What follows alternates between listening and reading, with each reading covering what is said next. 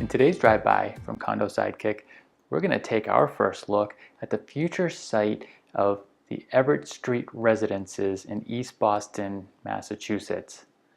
Although the site is currently an auto body shop, the plans are for this to be a 19-unit condo development.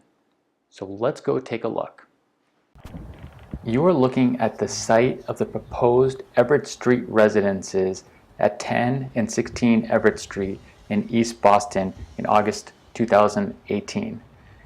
It is currently an auto shop, but will soon be a 4-story, 19-unit condo building. Each unit will be 1 or 2 bedrooms with a private deck.